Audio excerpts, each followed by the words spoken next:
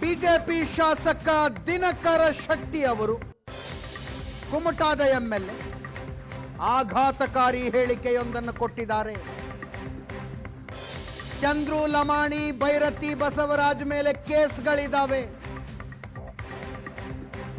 ಅವರನ್ನ black mail ಮಾಡಿ cross voting ಮಾಡಿಸಿಕೊಂಡಿದ್ದಾರೆ ಕಾಂಗ್ರೆಸ್ನವರು. ಈ ಬಗ್ಗೆ ತನಿಖೆಯಾಗಬೇಕು, ಇಬ್ಬರ ಫೋನ್ ಟ್ಯಾಪ್ ಮಾಡಬೇಕು ಅಂದಿದ್ದಾರೆ. ಕುಮಟಾದ ಬಿಜೆಪಿ ಶಾಸಕ ದಿನಕರ ಶೆಟ್ಟಿ ಅವರ ಮಾತಿದೆ.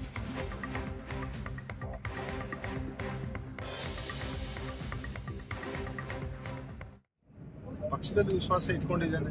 ನನ್ನ ಮೇಲೆ ಮಾತಾಡ್ಲಿಲ್ಲ ಯಾರು. ಈಗ ಮೊನ್ನೆ ಏನಾಯ್ತಲ್ಲ, 4 ಮಂದಿನೋ 5 ಮಂದಿ ಬೇರೆಯವ್ರ ಬಗ್ಗೆ ಹೇಳಿದ್ರು. ಅದನ್ನೀಗ ಇಲ್ಲೇ ಹೇಳಲಿಕ್ಕೆ ಆಗೋದಿಲ್ಲ, ಎದುರಿಗೆ ಹೇಳೋಕೆ ಆಗೋದಿಲ್ಲ. ಈಗ 2 ಮಂದಿ ನನಗೆ ಅನಿಸ್ತಾ ಇದೆ, 2 ಮಂದಿಗೆ ಟಾರ್ಗೆಟ್ ಯಾಕೆ ಮಾಡಿದ್ರು ನಮ್ಮ ಪಕ್ಷವ್ರಿಗೆ ನಾನು ಹೇಳಿದ್ದೇನೆ. ಅವ್ರಿಗೆ ಯಾರ್ಯಾರ್ದು ಫೋನ್ ಬಂದಿತ್ತು, ಫೋನ್ ಬಂದಿತ್ತು, ಯಾವಾಗ ಟ್ಯಾಪ್ ಮಾಡಿ ಯಾಕೆ ಮಾಡಿದ್ರು ಅವರಿಗೆ? ಯಾರು ಡಾಕ್ಟರ್, ಅವ್ರ ಮೇಲೆ ಒಂದು ಕೇಸ್ ಇತ್ತು, ಹೌದಲ್ಲ, ಲಂಬಾಣಿ. ಇವ್ರ ಮೇಲೂ ಒಂದು ಕೇಸ್ ಇದೆ. ಅವ್ರಿಗೆ ನೀವು ಹೆಂಗ್ ಮಾಡ್ತೀರಿ? ಯಾವ ವಿಚಾರ ಮಾಡ್ತೀರಿ? ಟಾರ್ಗೆಟ್ ಮಾಡಿದ್ದಾರೆ. ನಮ್ಮ ಪಕ್ಷದಲ್ಲ, ಅವ್ರು ಮಾಡಿದ್ರು ನನ್ನ ವಿಚಾರ. ಅದಕ್ಕೆ ನಮ್ಮ ಪಕ್ಷದ ಮುಖಂಡರು ಅದನ್ನ ಪತ್ತೆ ಹಚ್ಚಬೇಕು ಅಂತ ನಾನು ಹೇಳಿದೆ. ನಿಮ್ ಪ್ರಕಾರ ಪ್ರಕರಣಗಳನ್ನ ಬ್ಲಾಕ್ ಮೇಲ್ ಮಾಡಿಬಿಟ್ಟು ನಿಮ್ಮ ಅನಿಸ್ತಾ ಇದೆ ಆ ಪ್ರಕರಣ ಬ್ಲಾಕ್ ಮೇಲ್.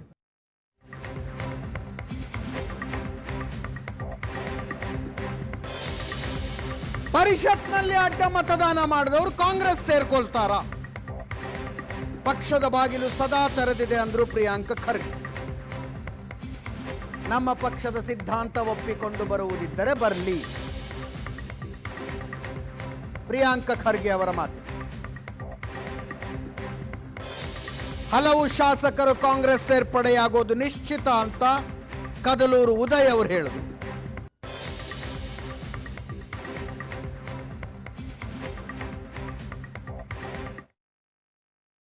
ನಮ್ಮ ಬಾಗಿಲು ನಿಮಗೂ ತೆರೆದಿದೆ. ನಮ್ಮ ತತ್ವ ಸಿದ್ಧಾಂತವನ್ನು ಒಪ್ಕೊಂಡು ಬರಂಗಿದ್ರೆ ನೀವು ಬರ್ಬೋದು. ಇಲ್ಲ ಬೇಡ ಅನ್ನಂಗಿಲ್ಲ. ಸಂವಿಧಾನದಲ್ಲಿ ನಂಬಿಕೆ ಇಲ್ವಾ ನಿಮ್ಗೆ?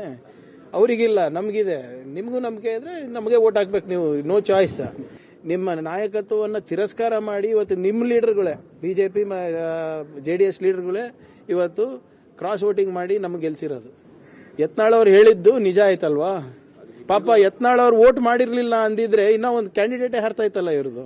ಯತ್ನಾಳ್ ಅವರಿಗೆ ಬಿಜೆಪಿ ಅವರು ಧನ್ಯವಾದ ತಿಳಿಸಬೇಕು. ಇವರು ಬಿಜೆಪಿ ಅವರು ಪಾಪ ವರದಿ ಕೇಳಿದಾರಂತೆ, ಸಮನ್ಸ್ ಮಾಡಿ. ನನ್ನ ಅಭಿಪ್ರಾಯ ಏನಂದ್ರೆ, ವೈಯಕ್ತಿಕ ಅಭಿಪ್ರಾಯ, ಸಲಹೆ, ದಯವಿಟ್ಟು ಡೆಲ್ಲಿಗೆ ಹೋಗ್ಬೇಡಿ, ರಾಜೀನಾಮೆ ಕೇಳ್ತಾರೆ. ಮುಂದೆ ಏನಾದರೂ ಸೇರ್ಕೊಳ್ಬೋದು. ಅವ್ರಿಗೆ ಭದ್ರತೆ ಇಲ್ಲ, ಅವ್ರ ಲೀಡರ್ಶಿಪ್ಪು ಕೊರತೆ ಇದೆ. ಸೊ ಅವ್ರ ಭವಿಷ್ಯ ನೋಡ್ಕೋಬೋದು. ರಾಜಕೀಯದಲ್ಲಿ ಏನು ಇಂಥದೇ ಪಕ್ಷದಲ್ಲಿ ಇರಬೇಕು ಅಂತ ಏನಿಲ್ಲ. ಅವ್ರಿಗೆಲ್ಲಿ ಭವಿಷ್ಯದಲ್ಲಿ ಅನುಕೂಲ ಆಗ್ತದೆ ಆ ಕಡೆ ಹೋಗ್ಬೋದು. ಎಲ್ಲರೂ ಸ್ವತಂತ್ರ ಇದ್ದಾರೆ. ಯಾರು ಮಾಡೋರು ಅಂತ ಗೊತ್ತಿಲ್ಲ, ಹೆಂಗೆ ಬರೋದು?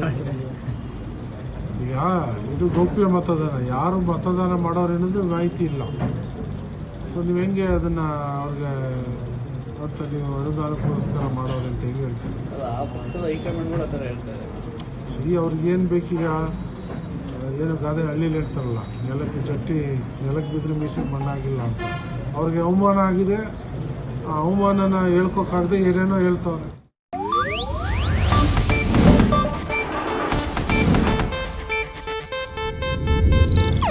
ಇದು ಏಷ್ಯಾನೆಟ್ ನ್ಯೂಸ್ ನೆಟ್ವರ್ಕ್ ಪ್ರಸ್ತುತಿ.